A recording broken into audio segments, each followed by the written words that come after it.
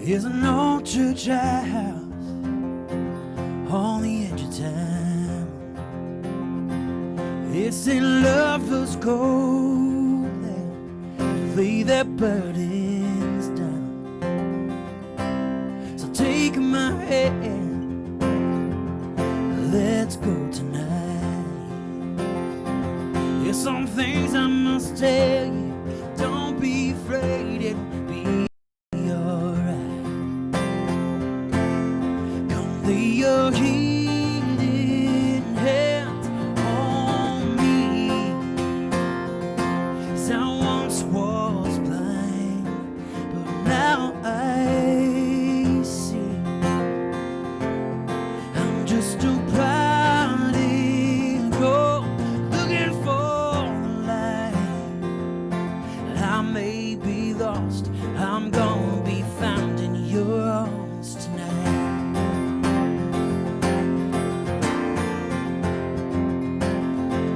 Oh, we've all got our demons, we're all broken at best. We're all hiding scars, baby, all deep down in our chest.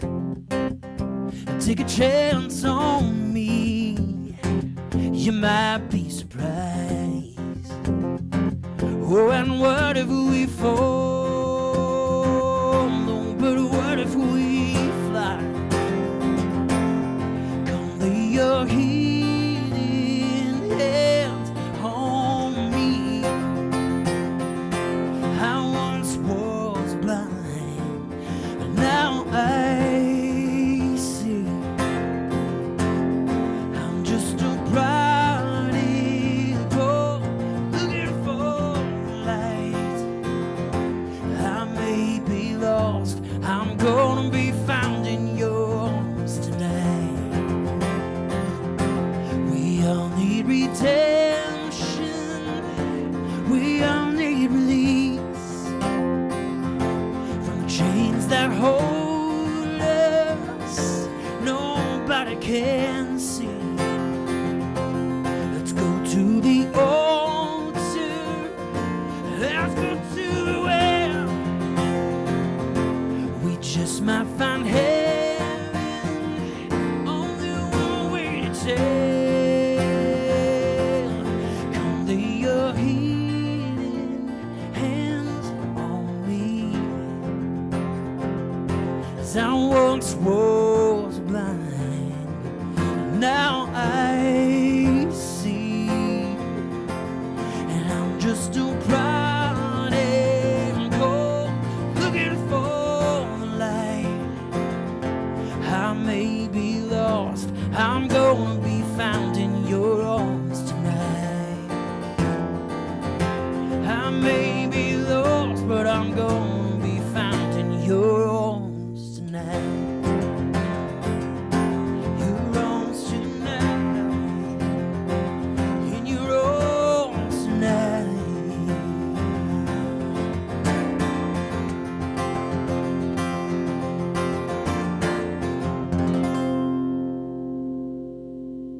Nice, brother. Right. Everything is working. Dude, that was awesome, brother. Everything is working good in there. You know, it never surprised me, and I'm sure you're familiar with it. All good? As far as being a musician, a working musician, or, you know, a performing musician, or in the studio. Yeah, Gremlins happen all the time. all the time. There's always phantoms in the system, man. Something. And like I said, we had for folks who don't know, we had an audio problem a while ago. Just out of nowhere, I haven't had that happen ever. But you know what? At the same time, it's not surprising in this life. But anyway, it is what it is. Brother, you sounded awesome. You sounded awesome. Thank you. Awesome. And you were saying that your wife couldn't make it today, and I love having both of you, but I also love having you here too, brother. So, but anyway, man, y'all have a great, y'all have just, your sound is just so, it's hard to, it's the word wholesome is beyond that. It's just because that sounds like it's very not edgy, Not to saying that your music is edgy. It's, Yeah. it's hard to explain what it is, but man, the sound is so it's so organic. It Maybe is. that's the word. It is organic, and it kind of because it comes out of our life. Like everything that we write and we sing comes out of our Right. marriage. It comes out of our relationship, and it's stories of people we meet on the street and in Back life, down and on who we Channel are, 4. and- Sorry about that. Back down on Yeah. Channel 4, brother. Just a hair. Yeah, just a hair. Anyway, and Yeah, so it is organic. It is, and it's it's edgy because we're telling the stories that really happen to people. Yes. The heartache, the victory, the letdowns, the things that everybody can be we familiar can with. all relate. But it's also kind of done in this soft, which is why we came up with the idea of revival union. It's this union. It's this idea of Yes. like connection and relationship, and like when you're working through something with someone you love. And so everything that we do, we try to wrap in that like soft approach, Right. soft and intimate conversation approach. But yeah, some of the topics of them are, they're real life. I know there's no exact way, but what is an example of your creating process? Or is there one? Well, Is there one? yeah, there is actually. We lots of times one of us will get an inspiration, and it always comes from some relationship. It always comes from a story. It comes from someone Salud, we've brother. met in church. Oh yeah, salud. There we Salud. go. Yeah, always comes from somebody we met in church or in a bar or just out in our life, and a story we heard, and we think, you know what? I've experienced that, or I have a friend that experienced that same thing. That's a story that needs to get told. Yes. That needs to get told, and my whole thing is I feel like life is full of stories that need to be told, and I want to write the soundtrack to it, right? I love it. So I want to figure out a way to take someone's story, put it in words that maybe are more attainable to everybody, so that when someone else hears it, they can go, oh, I can relate to that. I'm not alone. I'm not the only person that experienced Yes. it. So we'll sit down. Amanda will bring a lyric or a melody, or I'll bring a riff or something, and we'll sit down and go, this makes me feel like this. And then we'll just kind of sit down and play through it. We won't even have words. We'll just play through how it feels, Right. the sound, and then we'll start. She'll throw out a line, and I'll throw out a line, and we'll kind of work with that. And then I'll throw out another line, and maybe it goes here, maybe it goes here, and we just kind of sit down together like we're having a conversation and go back and forth. And Wow, until we that's amazing because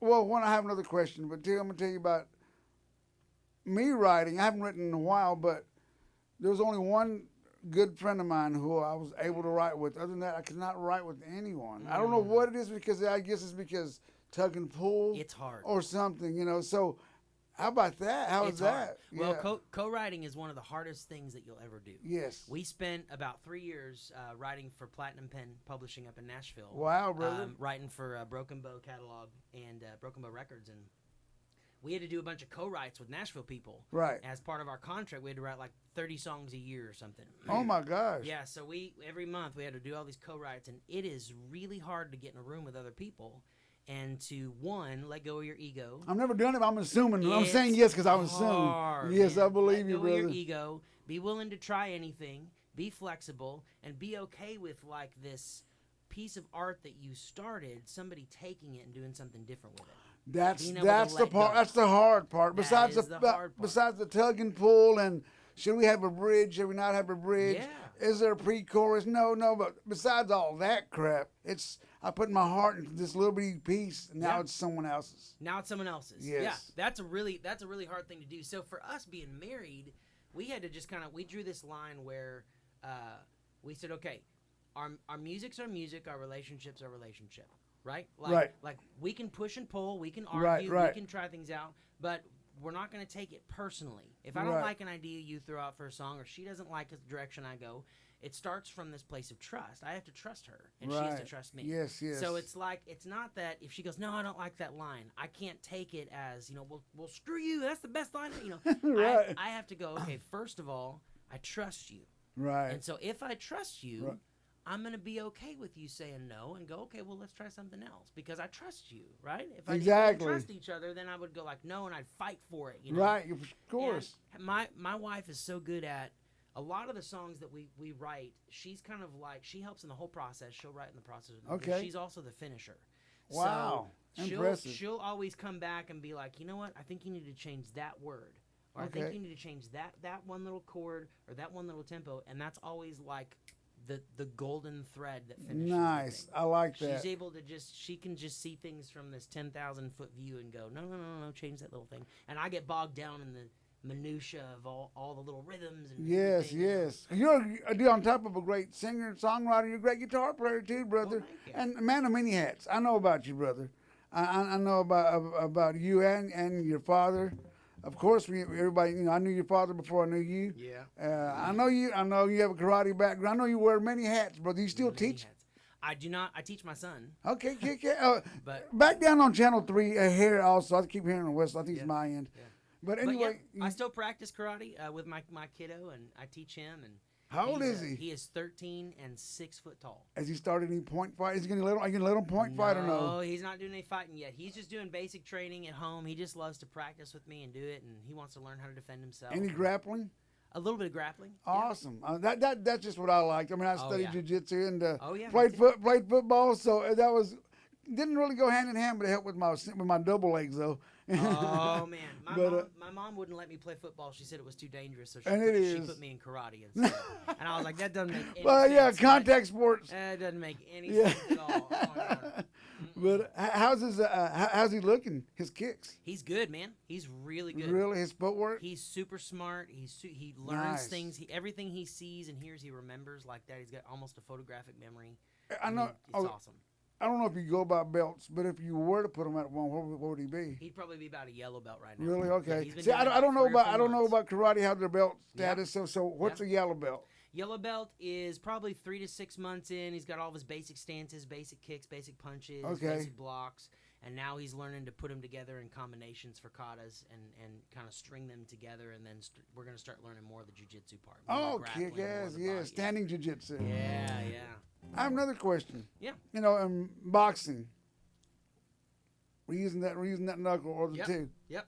So is that what you're doing in karate too? Yep. Same thing. Same thing. So so your punches look like a regular. Your punch looks like a regular cross. Absolutely. Okay. Yep. I was because I have seen people, but I don't know karate. Seen people punch like this, so just like, well, what is that? I mean, I know that does damage to the chest, but is that only for the chest, or is that for maybe like a it's just because taekwondo uppercut? It's just because those first 2 knuckles are the only 2 bones in your hand that actually lock into the bones in your arm. Okay. So like when you do a boxer's punch and you swing out like that, you hit those baby ones; those are free floating. Oh yeah, but for these sure. These guys, when you hit with those front 2.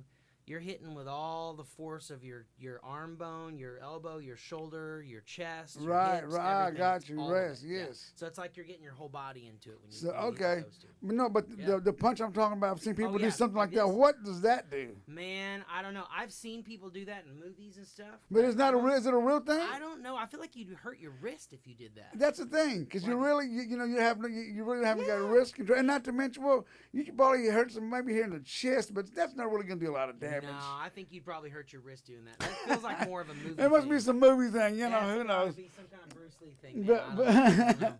But anyway, like I said, I know you're a man that wears many hats. Where's I see Union Revival is playing all the time. Yeah. I also saw that you're in the studio right now. Am I correct? Yeah. So we about a year ago started a project. Okay. And we're working with Brett and Emily Mills here in town. They run the nonprofit Jesus Said Love. Okay. And they've been doing that for about 20 years. They've been musicians in town they've been touring national level touring musicians and songwriters for 25 years. What are the names again? Brett and Emily Mills. Okay. Yeah, they work really a lot in the contemporary Christian world. Okay. And they did stuff, back before David Crowder Band. They were doing all of that stuff at Baylor and the big worship meetings and so we're working with some of the guys from David Crowder's old band. Jeremy Bush, amazing drummer, amazing engineer, a guy named Brandon Roses. I know Brandon for sure. We're working with him doing bass and some other musicians. Great bass player, yes. So it's like nothing we've ever done. It's not Union Revival. It's like it's a co-write between the 4 of us and all these other guys that we've done music with for 20 years. Wow. And so it's like Tom Petty meets the Black Crowes, meets Nirvana, meets Union Revival, meets Brandy Carlisle, meets Alison Krauss. That's what's up. Yes, I love it. It's just art. All over the map. Oh yes. Every song is all over the map, but it's called the Family Album. Oh, and wow. It's all songs written about our family of origin. Okay. And the families we created later in life. Okay, wow. The people that we wrapped around, and said, you're my family. Yes, you're family to me.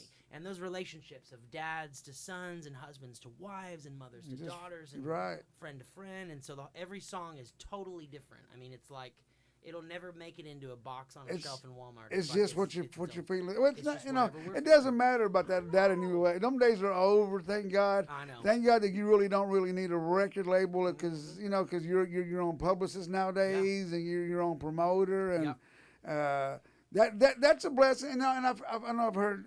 I want to hear your thoughts on this.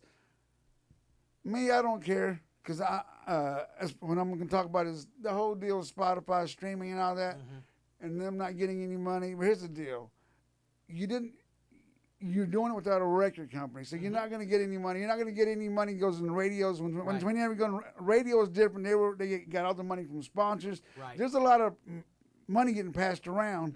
Spotify, they bypass all that. You're getting just not even pennies on the. Not even pennies. But here's the deal, though. But you're getting a lot of listeners. You're getting a lot and of if you're your own promoter, you should be out there making money. Because here's the deal. There's a lot of bigger bands out there. They're not making any money. They're getting downloads, but they're also getting their music played on Spotify, too. Yeah.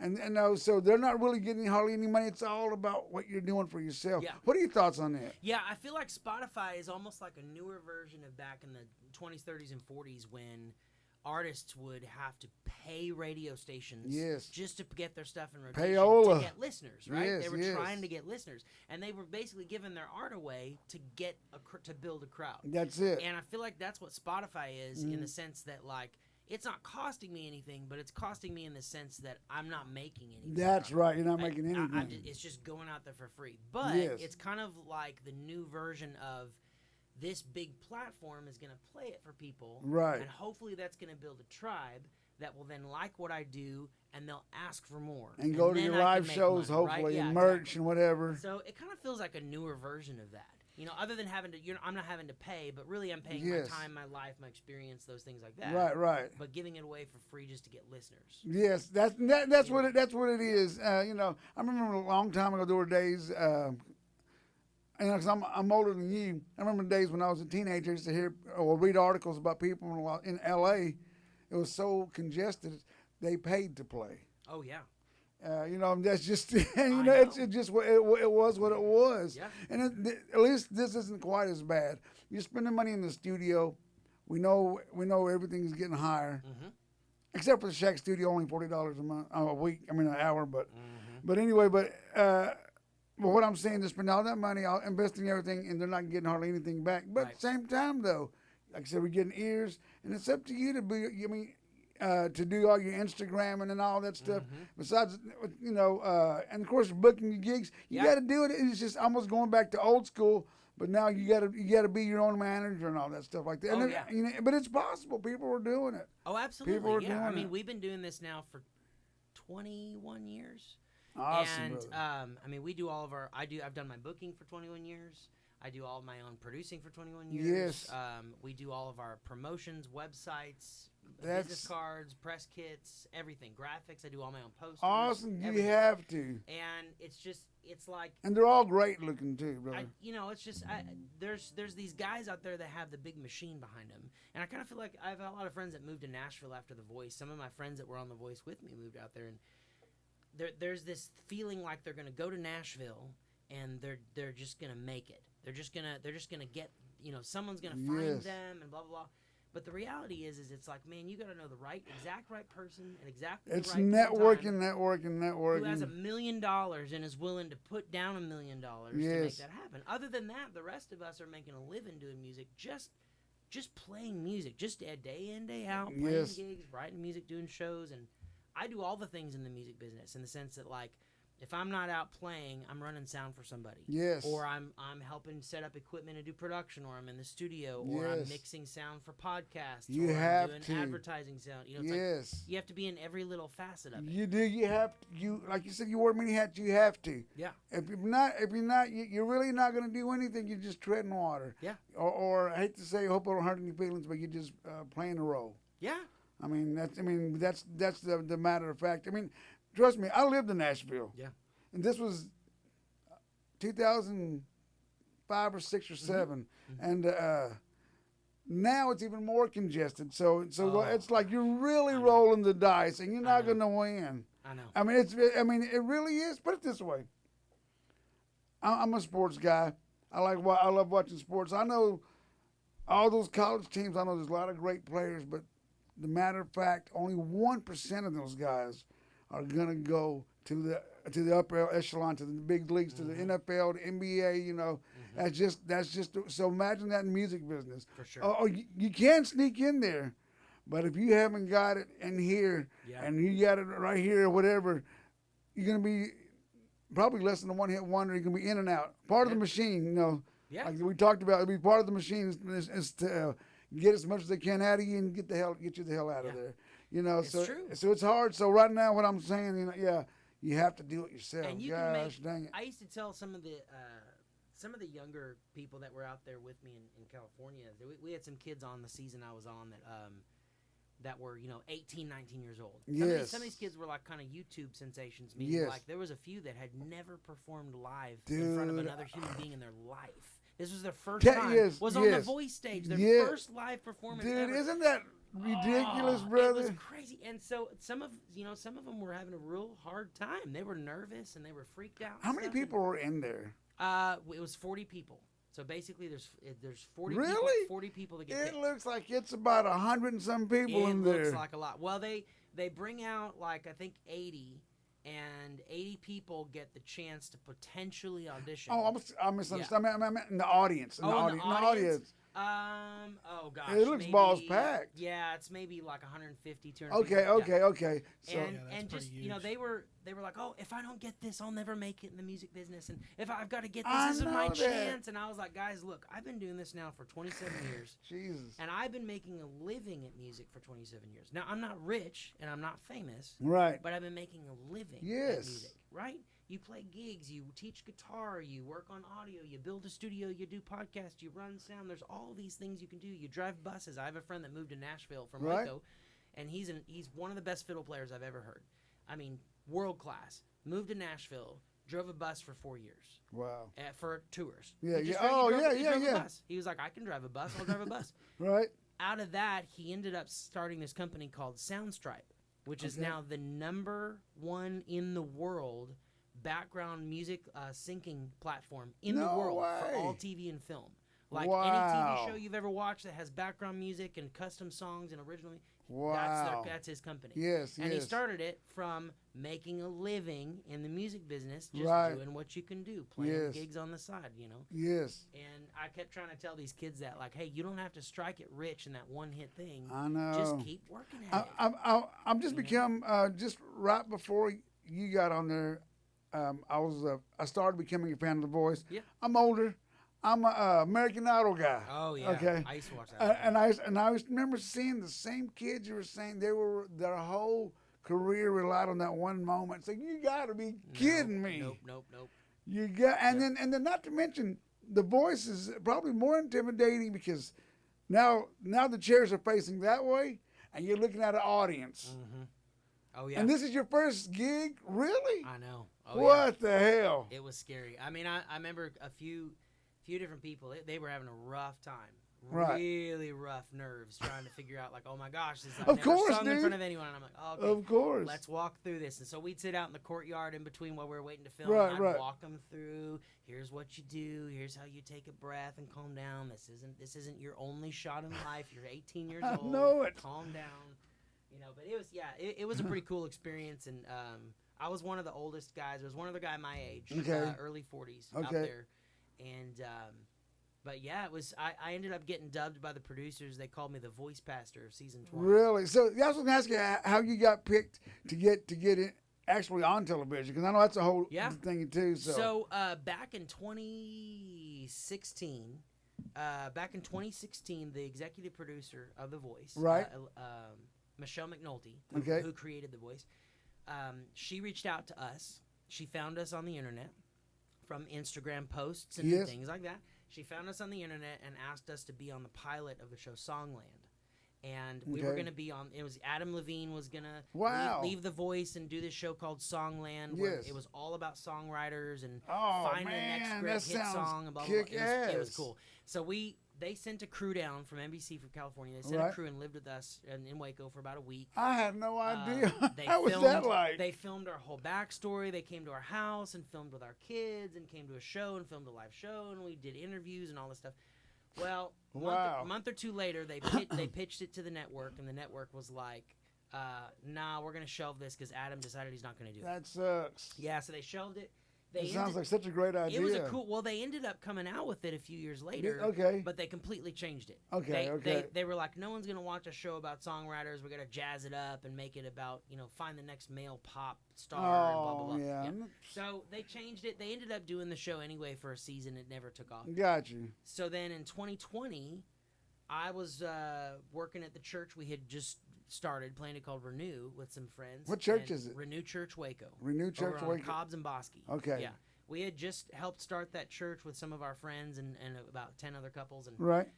we got a phone call one day, and they called me, one of the producers, and they said, hey, Michelle asked me to call you. She wants you on this next season of The Voice. And I was like, what does that mean? She goes, well, you don't have to audition. You don't have to do any of the auditions. Yes. She wants you on The Voice. Just like basically consider that you've gone through the first 5 stages and you're already picked, and so we'll send you tickets. Badass. Yes. Yes, I didn't have to actually do anything. Kick ass. And it was just from, I guess they remembered us, or she remembered our relationship. Yeah. Hanging with us in Waco, and we just had a good rapport with them, and so they were, they have kind of a script of what they want for every season. Yeah. They want the older guy who's a dad who's Got this. you. They want the young 17-year-old, who had a hard upbringing, and they want the girl and this and that. They have kind of characters. Of course. Every single You have season. to. I mean, it's a production. Yeah, it's a production. Yeah, it's a production. And so, they kind of they have some slots that they try to find the best talent and the people they want that tell those stories. Yes. It's all about the stories. So I guess this season they decided, they're like, we need to find somebody who's been doing this forever. He's in the business. This is his life, his music, blah blah blah. And Right. And Michelle remembered us because we had built a good relationship with her, and she was like, call Aaron. We want him. And so they just called, and I was like, okay, great. I'll be on the season. Okay, I have another question, because you picked one of my favorite songs of all time. How did that come Me about? too. Okay, that is Because that's a song nobody knows about. I love it. Okay, so growing up, my brother, we weren't allowed to listen to secular radio. Right. So grew up in a That sounds a lot like me, bro. pretty religious house. We weren't allowed to listen to secular radio, really. So my brother would secretly take his little boombox and put a tape in, Right. and turn on 97.5, Right. or one of those Waco stations, turn the volume down, and he'd hit record, and he'd make me mixtapes. Ah. So I could learn about all this great secular Yes, music yes. out there. And the very first mixtape he ever made me, the very first song on it was Ordinary World. Wow. And so from the age of like 7 on, I wore that tape out listening to that Right, song. right. And so when we were sitting down, they send you a list. They're like, here's a list of 500 songs. You got to pick a song off this. Right. Because you have to pick one that they have the rights Of course. So I'm going through the list, and I'm going through the list, and I'm going through the list, and I'm like, oh my gosh, I don't want to do any of these. And all of a sudden, my wife, I had Right. missed it. She goes, babe, Ordinary World's on here. You sing that song in the shower. Like to this day, you're 39 years old, and you walk around the house humming Ordinary World. Like you've been singing that song since you were 7. You have to do that song. Yes. No one else is gonna pick that. I know you it. have to do that I song. know it. It's a really good So song. yeah, it is, and I sent it to him, and I'm like, okay, I got to figure out how to do a really cool modern acoustic version Yes. of this song that no one's gonna recognize, but Blake and Yeah, right, John right, and right, the older right. people they're Yes, my age. that's you know? right, yes. So, yeah, I remember Kelly was like, they don't show much of this on the show, but Right. once they turn the chairs around, you have about a 30-40 minute conversation with them. Really? They edit it down to about a minute. Yes. I But you- never knew that. You literally sit there and talk for they ask questions. And Badass. they brought my family on a live stream, and they talked to my family on a Really? big Wow. screen and blah blah blah. And Kelly was like, "Oh my gosh," she's like, "I have never, in all the years of doing this show, I've never heard anyone do a Duran Duran song." I know. She's like, "That's the first time." And what that's one of my favorite songs, and that's when Duran Duran was already almost their hits were almost run out of hits. And Yeah. Of course, and I was a big Duran Duran fan for many reasons. One, because I used to be a big fan. My brother was my brother used to watch, used to get those GQ magazines, and Duran Duran was in there because they were like fashion dudes. I know. And they were great musicians. Also, I was in the, back then I was into fashion and Oh, music yeah. and Yeah. all that stuff. Yeah. And so they hit me hard, So when that song came out later, it's like, wow, those guys still got it. I mean, and what a great song. It is really one of my favorite songs of all time, and my son really started getting into theater. So he does stuff with Waco Civic Theater. Oh, He's in a lot of okay. the productions. And when he first auditioned for his first play when he was about 10, he was like, Dad, I'm going to do Ordinary World for my audition. Kick I ass. was like, okay. So I had to sit and teach it to him, and we worked through the whole song. Yes. And he watched back the show and watched the performance and learned the lyrics and everything. And I was like, this is so cool. Yes, like, dude. He's going to audition with the song I did on the show. This is awesome. Let's do one, brother. All right. What key is that in? On G, A, or F. E. Let's be Oh. E.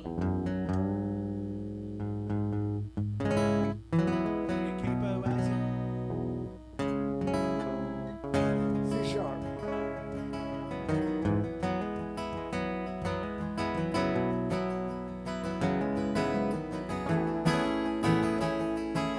There's a little house on the edge of town where the dirt road ends and the sun goes down. And those empty fields go on for miles till they crash on the banks of the river Wye. That's where my daddy made his last stand. Hard on his sleeve and dirt on his hand. Every night before my head laid down, last thing I hear was a lonesome sound, a long sigh and a deep breath of a dreamer's heart pounding in his chest. Lullaby, high tune of an empty soul holding out for some days. That's how I will remember you.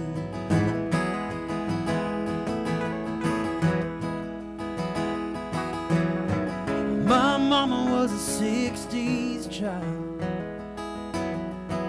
with long blonde hair and a laugh and a smile. She was the fighting kind with a gypsy soul, with hands like steel and a heart of gold. She taught me how to read and write, how to stand up tall and walk in the light. Every night before my head laid down, last thing I hear was a lonesome sound, a long sigh and a deep breath from a dreamer's heart pounding in her chest. A lullaby sung out of tune from an empty soul holding out for some days. That's how I will remember you.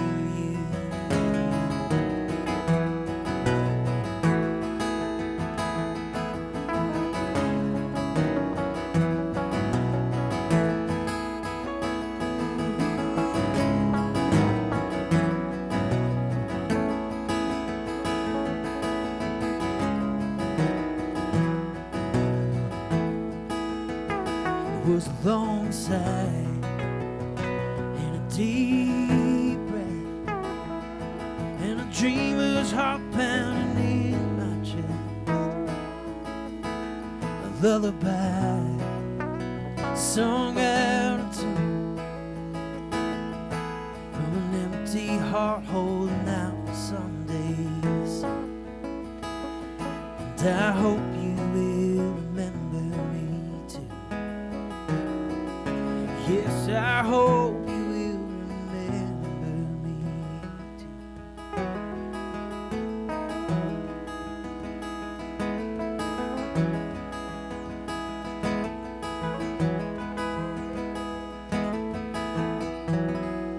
That is a great song. I was listening to it instead of trying to play. I was just messing around. But dude, listening to the lyrics were crazy, brother.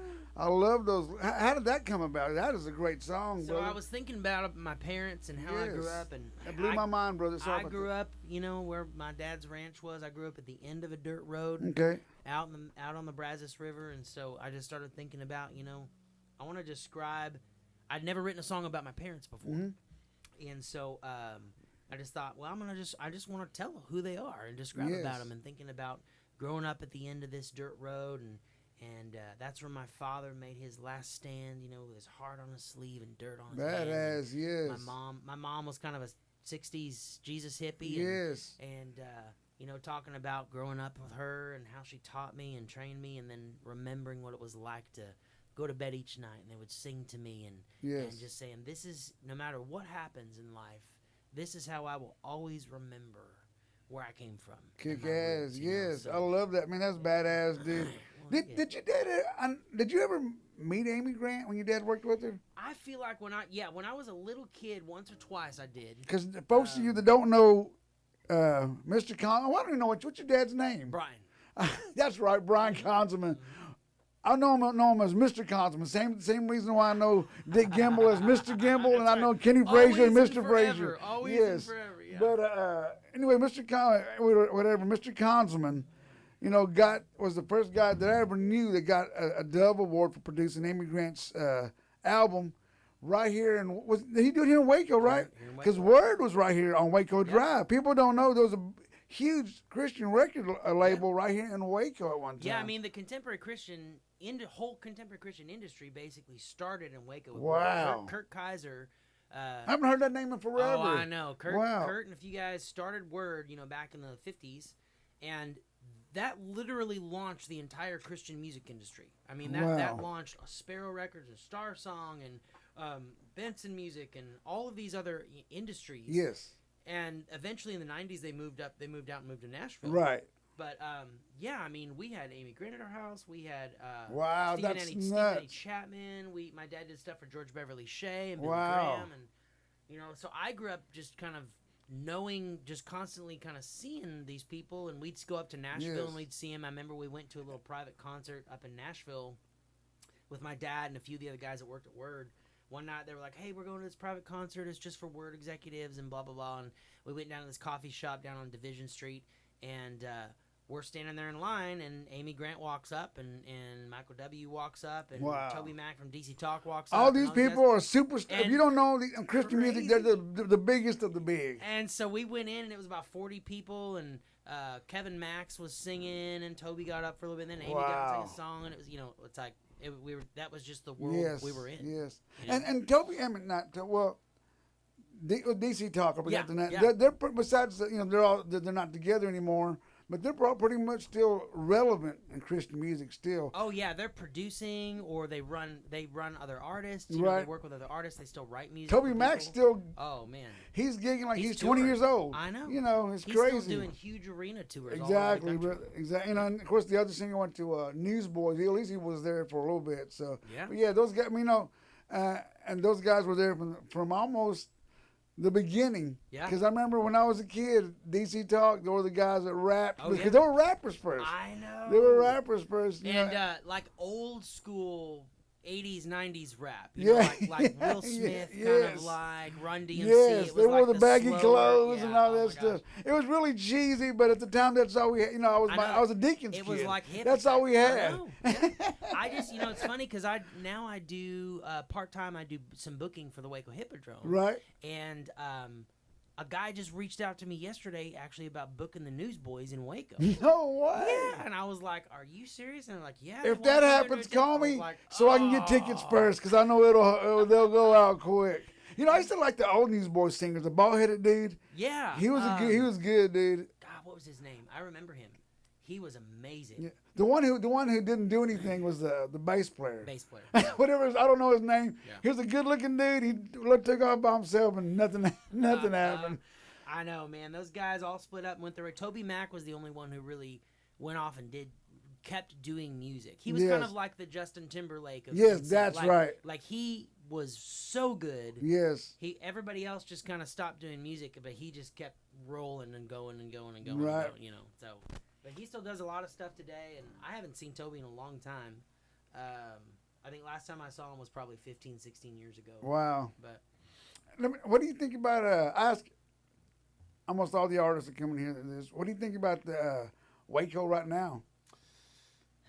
Well, pre-COVID was a different world. Oh yes. But But the way downtown's looking as opposed to it looked 10 years ago. Downtown now is amazing. Yes. So like right before COVID, and it's coming back, but Yes. right before COVID, like Amanda and I were doing 100, 120, 130 shows a year. Oh wow, brother, that's work. And I remember walking out on the street, you know, beginning of 2020 one night, and there was at least 6 or 7 live bands playing across about a 4-block area. Yes, There was yes. someone playing at Austin's. There was someone playing at Classy Yes. Glass. There was someone at the Hippodrome. There was someone Yes. at Cultivate. There was someone at Dichotomy. And I was like, this feels like 6th Street in Yes. Austin. Like there's just people were bouncing back and forth. But from you're bar not to getting bar to bar to robbed. bar. Yeah, and Yeah. you're not getting robbed. Yeah.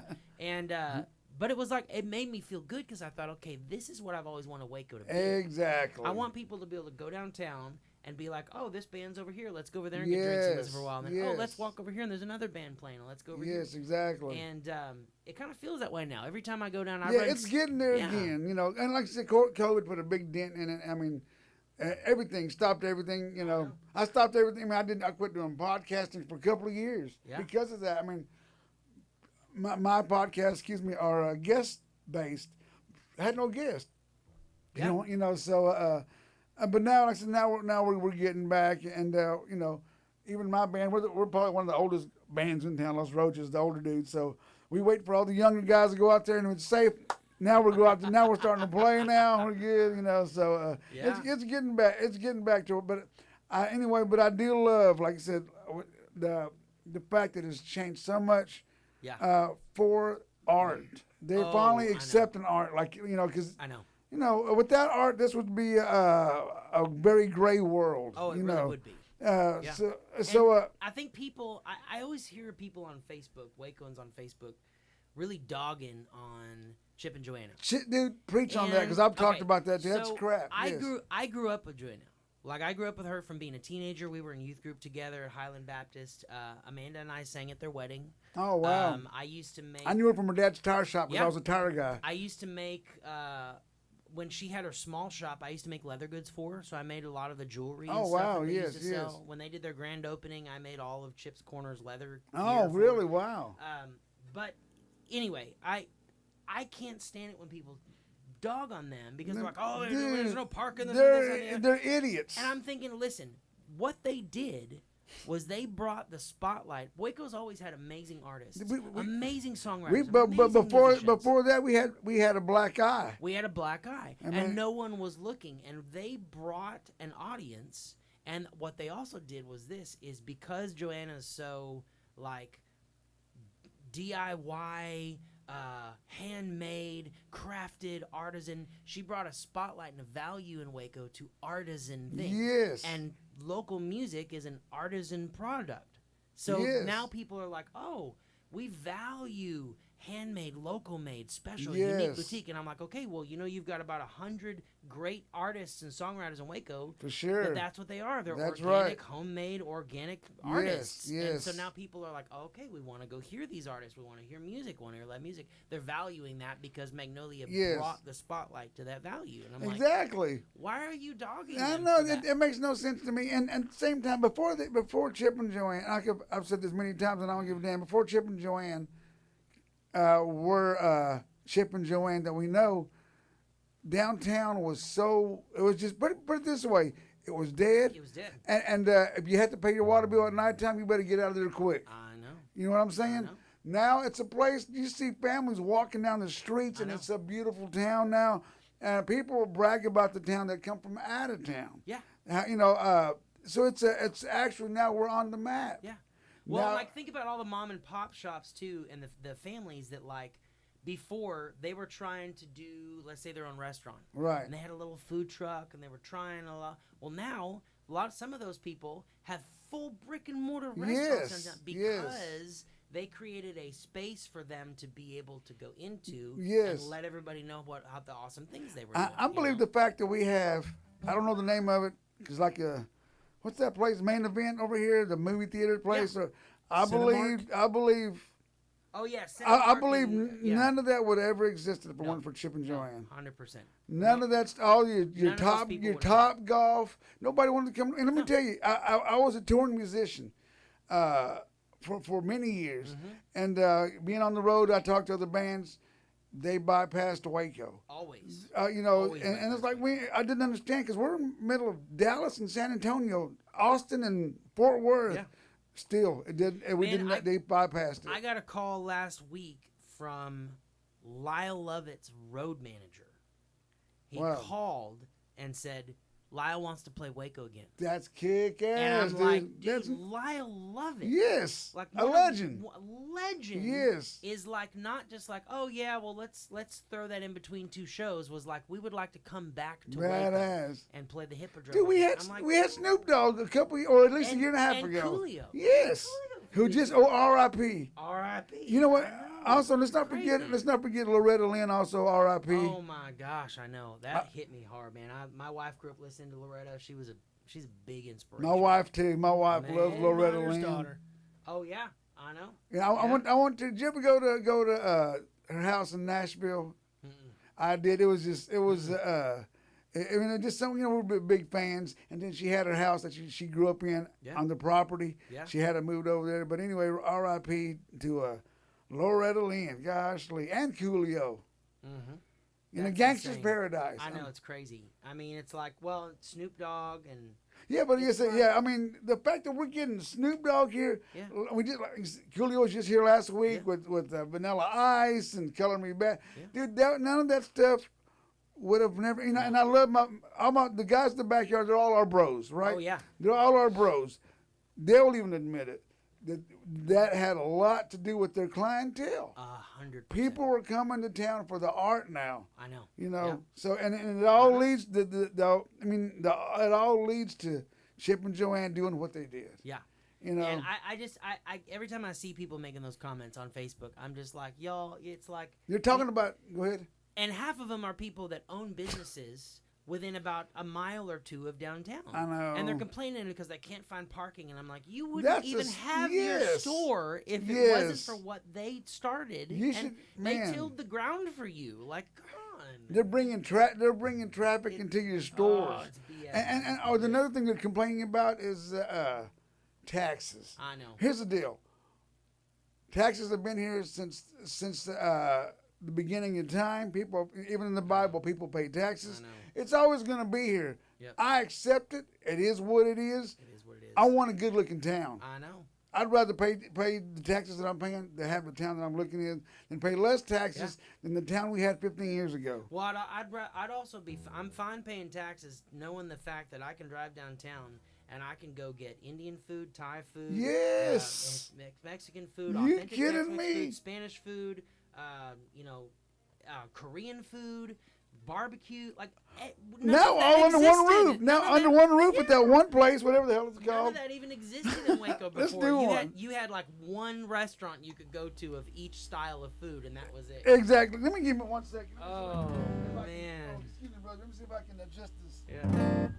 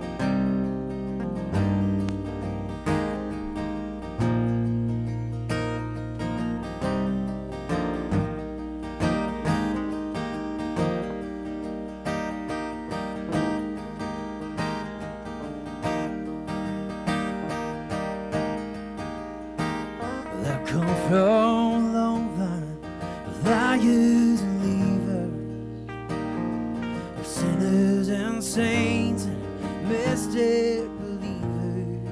I've been baptized in fire, water and dust. I give what I can and I take what I must. 'Cause this is my story.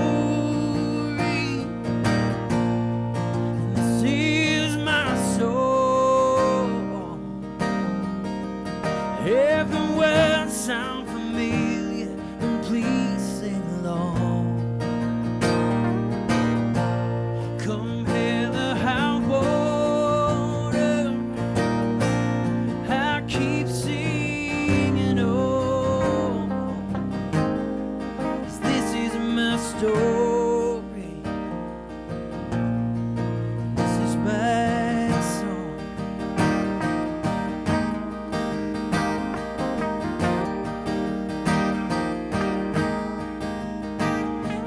Father's words are like secondhand smoke. They cling to my skin and they stick in my throat. For 30 long years now I've dragged them out. I've been holding them up, they've been holding me down. This is my story.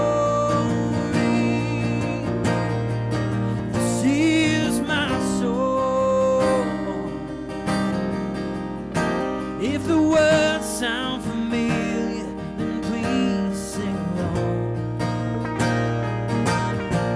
Come here, the high water, I keep singing on, 'cause this is my story, this is my song.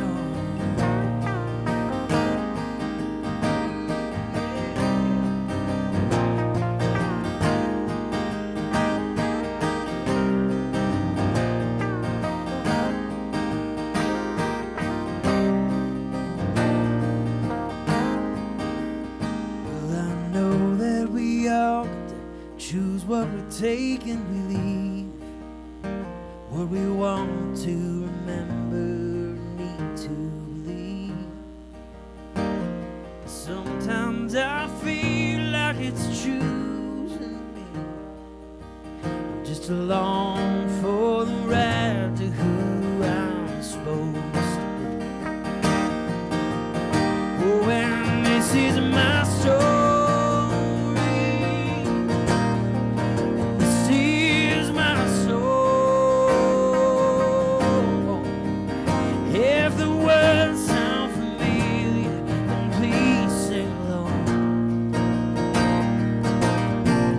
Come here, the high water, oh, I keep singing on, 'cause this is my story, this is my song, oh, this is my story, this is my song.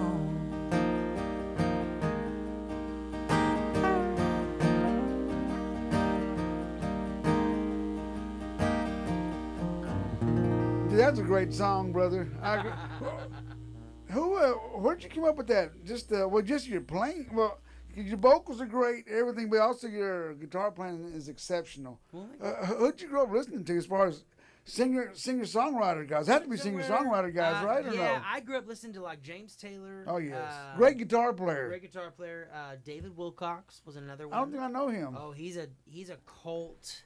He has a cult following. Okay. Like he's kind of a musician's musician. I got you. In the sense of like, if you've heard of him, you know you own everything he has. You. Okay. But he's not mainstream. You've never heard him on the radio. But man, is he a good storyteller. Him, Bruce Coburn was another guy. I'm trying to think. Van Morrison, of course. Oh yes. Van Morrison. I listen to a lot of Lyle Lovett. Oh really? Yes. Love Lyle Lovett. He's a great storyteller, and Yeah, I mean, guys like that. I'm trying to think if there's any other like folk artists that were Mark Hurd.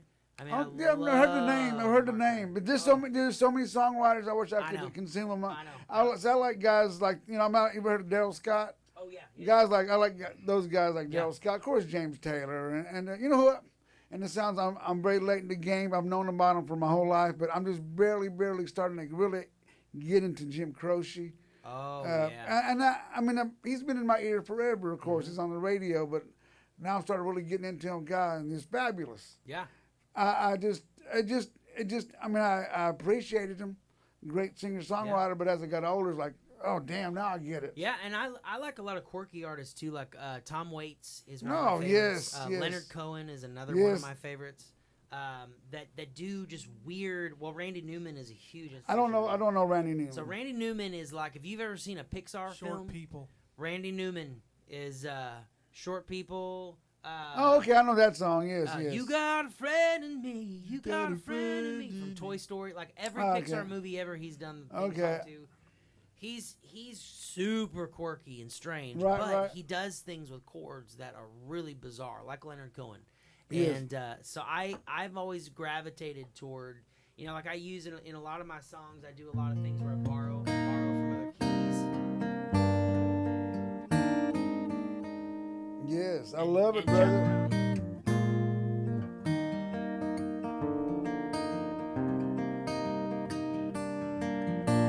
Who taught you your right-handed technique? Who's that? Well, I It looks like some Coward. I mean, Mr. Coward. No, excuse me, I mean Nauer. It was some Mr. Nauer would do. I took lessons. I took about a semester from Clark, and then I took about a semester from Mr. Gimbel. Okay. And but I had started teaching myself when I was probably about 10. Okay. And okay, my got dad you. gave me, of course, we had guitars on every wall in the house. But, yes. He kind of showed me the basic chords, and then I took it and I got a James Taylor record, and I got a Bruce Cockburn record, I got a Leonard Cohen record. Wow. And I just sat and listened to him over and over. Phil Keaggy, I listened Oh, over wow. and over and Man, over I haven't heard and anybody over. mention that name in a million years. Phil Keaggy, man. Yes. Yeah, and so Great electric guitar player too, brother. Great electric guitar Yes. player. But anyway. Yeah, but what always attracted me was storytellers. Yes. Like that's really what I tell people a lot of times when they ask about music and history is I tell people that I'm a collector of stories, and I've never been really great with a pen, so this is just my guitar is my paper. It's just how I tell stories. And so I'm a sucker for a good story. I don't care if it's rap, I don't care if it's hip hop, if it's heavy metal. What are your thoughts on Gordon Lightfoot? On Gordon Lightfoot? Oh yeah. Sundown, you better take it. Hell yes. I mean, great storyteller. And that's the cool thing I love about is it doesn't matter to me how intricate the words are, how flashy it is. Yes. It's like Tom Petty. Tom Petty's a great storyteller. And he uses the right words in the right timing with the right inflection and puts them together and tells a story. I've always said even though his voice wasn't as powerful as Merle Haggard's, I always said he was a Merle Haggard of rock and roll. Yeah. He was Merle Haggard was to me my favorite storyteller. So was Tom Petty. Yeah. Well, I mean, look at Willie Nelson too. Oh yes. I mean, not a good singer. No.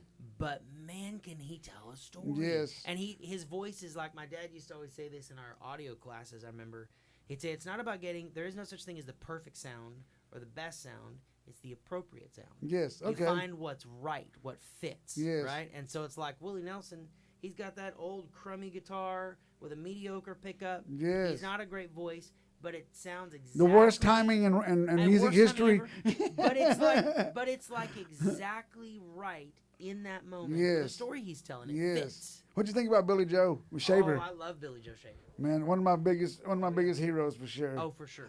Dude, did you ever I never met his son Eddie. Did you ever meet Eddie ever? No, Dude, but still, man, to me, I think he was one of the world's greatest guitar players that no one ever knew about because he was able to do fluently country rock and blues, but fluently. Yeah. Like it was all combined to one song. Oh yeah. Anybody else to do it, they were just trying to, but he didn't try. He just did it. It was just Eddie Shaver. Gosh, Lee. Yeah. Man, oh man. He was something else. I believe, I had a deal on Facebook. I don't know why I just did like a stupid poll, but there were 3 artists that I named who, and I was like, well, what artist out of the 3 would you like to see a story, or like a movie made after? And one of them was Keith Whitley, Gary Stewart, and Billy Joe Shaver, because they all led fascinating lives, and they were fascinating and great songwriters, but their life was a story. Oh my gosh! You know what I'm saying? Yeah. I mean, you know, and 100%. Keith Whitley was, you know, you would think he was he was a squeaky clean guy, but the guy had a terrible alcohol problem. You know what I'm saying? I know. I mean, that was just what they were. Yeah. Gary Stewart, notorious for falling off stage, you know, and of course Billy Joe Shaver was the outlaw too, you know, but still all those guys. But you need those guys in music. You need those guys in life. I had heard a rumor, and I don't remember if it's true, but I'd heard a rumor that after that guy attacked him that one time, that he had a custom pocket built in the back of his guitar that he could keep a 38 in. And it was built so that if he hit the top of his guitar like this, it would pop open, and he could reach in and grab his 38 and shoot right through. Jeremy Lin Woodall. Jeremy Lin Woodall, if you heard this, is that true? If you heard this, holler at me. I need Jeremy to confirm that. Jeremy be the only one who could confirm that. I think so. It was probably an urban myth. But Yeah, I need to get him in here. I need to get Jeremy in here. Yeah, you get Jeremy's a great guy. Wasn't he Willie Nelson too? I met, yeah, Willie Nelson too. I mean, those guys were just, you know, that's what was so interesting about their music, is because we got to watch their life, and they were living this, like Johnny Cash. They were living this crazy story of a life. Wrote the best stories. I know. Gosh, Lee. I mean, it's such a staple song. Angels Flying Too Close to the Ground, but it's such a masterpiece. I know. You can't help but love that song, and it's one of those songs like. There's so many better songs that the Eagles have than Hotel California. Yeah. Willie Nelson has just so many great songs, and that's the most popular tune. One of the most is Angels Flying, but still it's a freaking masterpiece. It cannot be denied. Yeah. Cannot be denied. Masterpiece. You know. Anything you got coming up, buddy, in the shows? I'm sure you do. Yeah, we've got a lot. We're going to be at Pivovar in their beer garden. Dude, walk me through down, because now, like I said, after COVID, my old ass quit going out, and a lot of new bars for singer-songwriters are coming out. Thank God. I'm glad. A lot of them. So can you tell me what's going on downtown right now? Places to play? I don't know. So, or Waco. Stay Classy is a fantastic place to play. I've heard. It's right across the street from Waco Hippodrome. Yes, I've been there before. Stay Classy. They have great wine there. They have great wine. They do, but the people who go there for music. They love listening to Oh, songwriters. really? Okay, so okay, cool. That's a great spot to play. Of course, the backyard, but they're mostly bringing in bigger acts. Yeah, that's the only place that I play at. Yeah. And they're in Mayberries. That's a good one. And then Pivovar is fantastic. Where is that at? So Pivovar is literally about a block or two up the street from the backyard. So you got backyard, Magnolia, and then it's like the street over right next to the railroad tracks. Okay. Oh, wow. Right next to the okay, tracks. Never heard of it. And it's a hotel, a bakery, a restaurant, and a beer garden. Now you're talking Waco, Texas. Come on, dude. All in one building. So they brew their own beer. Really? They have a full German bakery. They have a huge outdoor covered beer garden and an indoor restaurant. It's awesome. When are y'all playing? I want to take my wife to go see y'all play. I think it's this next week. It's like the 10th or 11th, somewhere this I'm gonna look, because I want to take my wife to go see you and your wife. Yeah. If you folks hadn't seen, of course you know Aaron Rock, you just heard him, but if you haven't seen Union Revival, the best duo in Central Texas for sure. Central Texas, brother. I'm telling you, and I've heard a lot of bands. That's why I'm saying that. I've heard a lot of bands. Y'all are just the best, brother. And me and my buddies, we've talked about you guys. I mean, you know, my buddy Sam Kalunga, I don't know if you know him. Brian, of course, you know Brian Brown. We've all talked just like you guys are the best. The first time I heard you guys was at Cinema during the music, the MACT thing is whatever. Yeah, the MAC Awards, yeah. And I saw you and your wife. I was like, dude, who is that killing it? And I met you at the bar. I said, brother, I said, y'all sound, and I think back then I wasn't saying brother. I was saying baby. I said, baby, you rocked it, baby. But that was me. But now that I'm trying to turn more Christian. Everybody's my brother now. But y'all killed it, brother, and y'all still kill it now, I'm sure. You know, Have you done any videos, anything like that? We haven't done any new ones. When we yes. recorded our album pre-COVID, we've shot live in the studio videos with every song. Okay. So we set up a nice camera, and while we were tracking it, we recorded Now live we're one-take talking videos. kick So ass. they were pretty cool, and they're just shots of us singing the songs together while we're actually tracking. So the audio is the audio from the album, and that was pretty cool. Basically, you were putting out Yeah. content. Content. Is that what you're It's saying? content. Is that what I you're know, saying? yeah. All you folks out there Yeah. saying this is my only gig, whatever, you Content. got to put out content, brother. It is And what it is. Even with this album we're working on, we've been recording for the last 12 months slowly. Yes. We have filmed, I don't know, 50, 60, 70 hours worth of footage. Right. We filmed the whole process. Badass, bro. And so when we finish the album, we're going to release videos of the making of the album and being in the studio and recording and writing and arguing about lyrics and how we Yes. recorded it and to go with every song for the, so we've got all this content to promote it. Yes. So, but yeah, that's People out there, if yeah. you can't steal his ideas or something, just do something. Do That's something. the thing. I've had. Yeah. I mean, I tell anybody, man. I've had people talk about podcasts all the time. I was like, well, dude, do one. I promise you, And I've heard so many people say, man, I'm going to do it, and they never You just ever gotta do start. it. You just got to start. You just got to do it. Exactly. I agree with you, brother. Man, well, thank you for coming out here. Yeah. I'm gonna call it, but thank you for coming out here, brother. Yeah. You rock it every time. Well, thank Oh, you know what? I'm lying. I got some more questions, real quick. Oh, yeah. So, where's your recording being done at? You mentioned a while ago, but what are y'all doing over there? What kind of programs are y'all working on? It's a friend's studio. Okay. A friend that he built.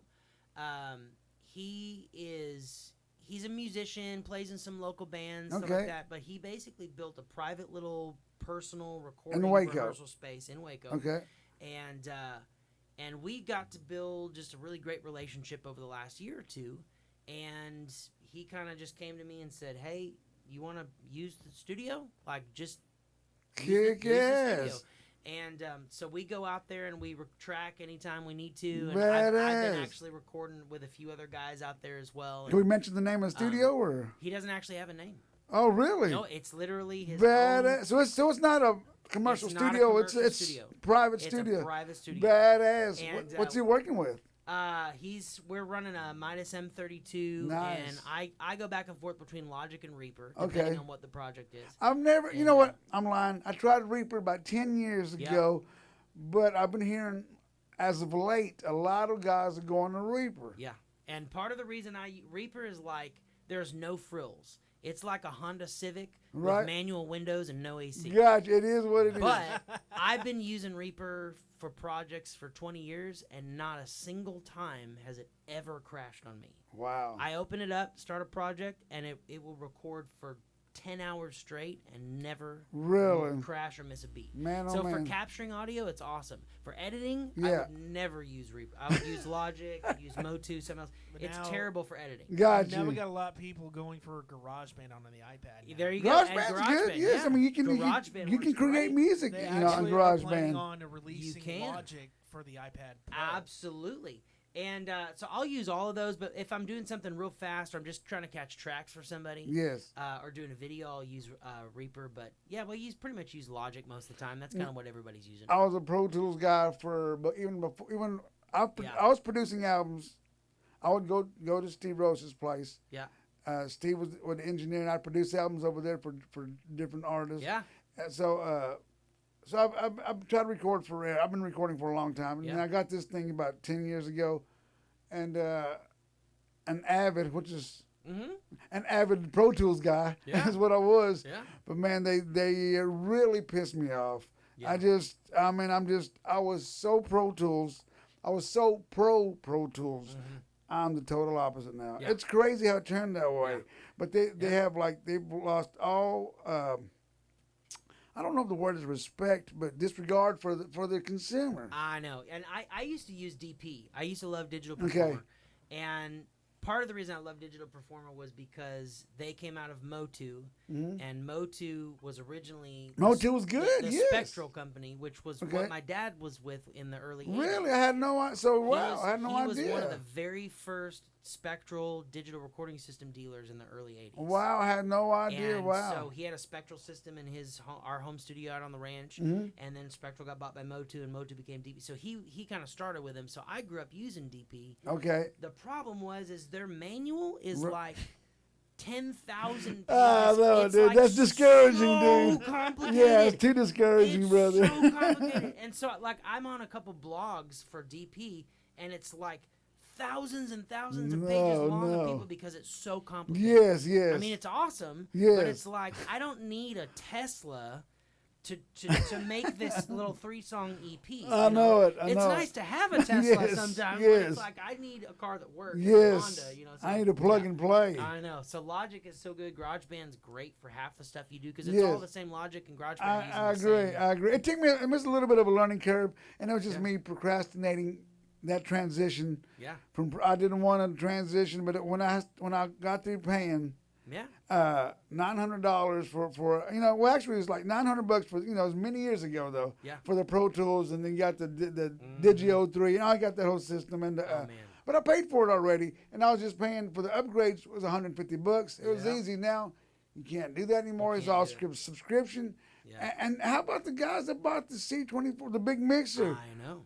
Those guys can't. They They can't can't do use anything it. with it. I know. Man, dude. And I've always been. I don't have a particular favorite DAW. Right. I use whatever I can get my hands Yes, on. I understand Because that totally. For me, it's kind of like I want to put all my energy and focus into catching the sound. Yes. And how I store it, I'm not super particular because I'm usually going to take that and store it, and then I'm going to go get with someone who's a mixing and mastering engineer that knows what they're doing. Yes. to get There it you go. There you but go. I want to capture the sound really well.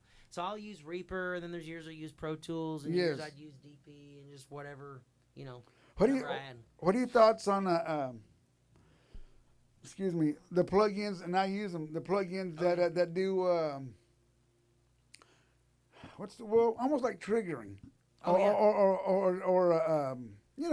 I'm using software for to put some better kick in my kick or Yeah. snap in my snare. What are your thoughts on that? We used that for our last album, our acoustic album. If So- you do yeah. it right, Yeah. not make it evident. If you blend it, if you do it right, it sounds very organic. As long as you don't use it to where that's your main thing, and then it doesn't, Yeah. whatever. But well, because it's a tool. I have this kick drum that I use live, and I love the sound of it. But in the studio, it was kind of like, and it's okay, it's Yeah, fine. right. So what we did was we put triggers on it, and I tracked playing the songs live because the whole album we did in one take. Badass, yes. We just did song to song, all live together. Amanda and I in the same room, microphones, guitar, did them all. And What just mics were played. you using? We were using the Fathead. Okay, The yes, Fathead mics, yes. and then I think I used How a many? SM7. She used a Fathead, I used an SM7. Okay. And then we put up some different Schweppes room mics. And Which mic ones? around. Which ones were they? Like They're the little pencil. the Shears, the SM81s. The SM81s. That's yeah. what, dude, I got me Yeah. a pair of those. And I'm Yeah. not gonna lie to you. I mean, they're not a great price. They're like Right. $400, Yeah. but it's kind of middle of the road. Just like, well, let me try them out. I was very Yeah. pleasantly surprised. I liked them so much. I couldn't believe it. I'm tracking an album for a girl right now, and she does guitar, violin, piano. She does all the things. Yes. We've recorded basically everything on our album using those 81s. Man, they We sound did so her good. fiddle, we did her classical guitar, we did piano. Wow. But we didn't like the kick, so Jeremy Bush, who was engineering it for us from Crowder Band, he was like, well, let's put a trigger on it. Okay. He's like, I've got some killer kick drum sounds. Right. So we triggered it, and we tracked everything live through, and then we just went back in, and we're like, yeah, this song needs the trigger, this one needs the live, this one needs the There trigger. you this one's the go. live. There you go. Right. It's a Works tool. It's a tool. Well, Yeah. brother, I can, you're one of those guys I can talk to you all day long. But I don't, because we have so many things in common, Yeah, brother. yeah. And I think we should invite him to the other podcast. Definitely. There you go. we have. That's right. We have another. We're going to start. Hopefully, we got to put out the commercial for YouTube, and I'm going to pay to get it promoted. Yeah. But it's called Two Guitars and a Mic. Nice. I have a band called Los Roaches. So it's the singer's John Maxwell, the guitar Yeah. player Sammy Kalunga. Yeah. So it's gonna be us.